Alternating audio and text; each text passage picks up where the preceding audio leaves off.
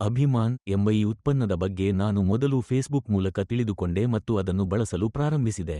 ಆರಂಭದಲ್ಲಿ ನಾನು ಕಾಂಪ್ಲೆಕ್ಸ್, ಗೊಬ್ಬರ ಮತ್ತು ಅಭಿಮಾನ್ ಸಂಯೋಜನೆಯನ್ನು ಬಳಸಿದ್ದೆ.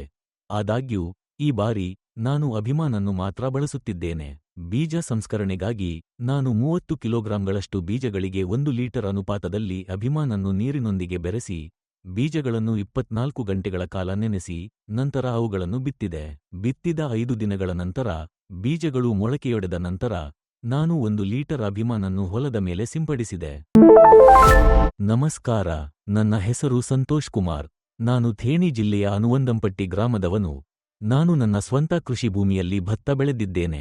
ಎಪಿಕೆಎಸ್ ಕಂಪನಿಯಿಂದ ತಯಾರಿಸಲ್ಪಟ್ಟ ಈ ಉತ್ಪನ್ನ ಅಭಿಮಾನ್ ಅನ್ನು ನಾನು ಮೊದಲು ಫೇಸ್ಬುಕ್ ಮೂಲಕ ಕಂಡುಹಿಡಿದೆ ಮತ್ತು ನಂತರ ಅದನ್ನು ನನ್ನ ಕೃಷಿ ಪದ್ಧತಿಗಳಲ್ಲಿ ಸೇರಿಸಿಕೊಳ್ಳಲು ಪ್ರಾರಂಭಿಸಿದೆ. ನಾನು ನನ್ನ ಭತ್ತದ ಬೆಳೆಗಳಲ್ಲಿ ಆರಂಭಿಕ ಬೀಜ ಸಂಸ್ಕರಣಾ ಹಂತದಿಂದ ಹಿಡಿದು ಇಂದಿನವರೆಗೆ ನಿರಂತರವಾಗಿ ಅಭಿಮಾನ್ ಅನ್ನು ಬಳಸುತ್ತಿದ್ದೇನೆ.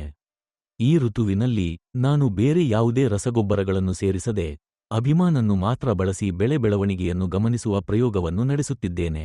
ಮೊದಲಿಗೆ ನಾನು 30 ಕಿಲೋಗ್ರಾಂಗಳಷ್ಟು ಬೀಜಗಳಿಗೆ 1 ಲೀಟರ್ ಅನುಪಾತದಲ್ಲಿ ಅಭಿಮಾನ್ ಅನ್ನು ಬೆರೆಸಿ 24 ಗಂಟೆಗಳ ಕಾಲ ನೆನೆಸಿ ನಂತರ ಬಿತ್ತಲು ಮುಂದಾದೆ.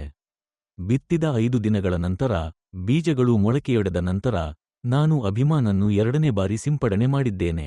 ಅಂದಿನಿಂದ ನಾನು 15 ದಿನಗಳ ನಿಯಮಿತ ಮಧ್ಯಂತರದಲ್ಲಿ ಉತ್ಪನ್ನವನ್ನು ಅನ್ವಯಿಸುವುದನ್ನು ಮುಂದುವರೆಸಿದ್ದೇನೆ.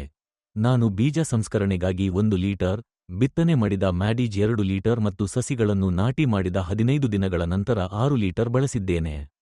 ಪ್ರಸ್ತುತ 30 ದಿನಗಳ ಗುರಿಯಲ್ಲಿ ನಾನು ಒಟ್ಟು 9 ಲೀಟರ್ ಉತ್ಪನ್ನವನ್ನು ಬಳಸಿದ್ದೇನೆ. ನಾನು ಪ್ರತಿ 10 ಲೀಟರ್ ನೀರಿನಲ್ಲಿ 250 ಮಿಲಿಲೀಟರ್ ಅಭಿಮಾನ್ ಅನ್ನು ದುರ್ಬಲಗೊಳಿಸುವ ಮೂಲಕ ಸ್ಪ್ರೇ ಮಿಶ್ರಣವನ್ನು ತಯಾರಿಸುತ್ತೇನೆ. ಪಕ್ಕದ ಹೊಲಗಳಲ್ಲಿನ ರೈತರು ಕಾಂಪ್ಲೆಕ್ಸ್, ರಸಗೊಬ್ಬರಗಳು, ಮೂಲ ರಸಗೊಬ್ಬರಗಳು ಮತ್ತು ಮೇಲ್ಭಾಗದ ಡ್ರೆಸ್ಸಿಂಗ್ ಸೇರಿದಂತೆ ಸಂಪೂರ್ಣ ಶ್ರೇಣಿಯ ಬೇರೆ ಬೇರೆ ಗೊಬ್ಬರ ಬಳಸಿದ್ದಾರೆ. ಆದರೆ ಈ ಋತುವಿನಲ್ಲಿ ನಾನು ಬೇರೆ ಯಾವುದೇ ರಸಗೊಬ್ಬರಗಳನ್ನು ಬಳಸದೆ ಅಭಿಮಾನ್ ಅನ್ನು ಮಾತ್ರ ಅವಲಂಬಿಸಿದ್ದೇನೆ. ಇದುವರೆಗಿನ ನನ್ನ ಅವಲೋಕನಗಳ ಆಧಾರದ ಮೇಲೆ ನನ್ನ ಹೊಲದಲ್ಲಿನ ಬೆಳೆ ಬೆಳವಣಿಗೆ ನೆರೆಯ ಹೊಲಗಳಿಗಿಂತ ಸ್ವಲ್ಪ ಉತ್ತಮವಾಗಿದೆ ಎಂದು ತೋರುತ್ತದೆ. ಹಿಂದೆ ನಾನು ಕಾಂಪ್ಲೆಕ್ಸ್, ಗೊಬ್ಬರ ಮತ್ತು ಅಭಿಮಾನ್ ಸಂಯೋಜನೆಯನ್ನು ಬಳಸಿದಾಗ ನಾನು 60 ಸೆಂಟ್ ಭೂಮಿಯಿಂದ 20 ಚೀಲ ಭತ್ತವನ್ನು ಕೊಯ್ಲು ಮಾಡಿದ್ದೆ. ತರುವಾಯ ಇಳುವರಿ 27 ಚೀಲಗಳಿಗೆ ಏರಿತು.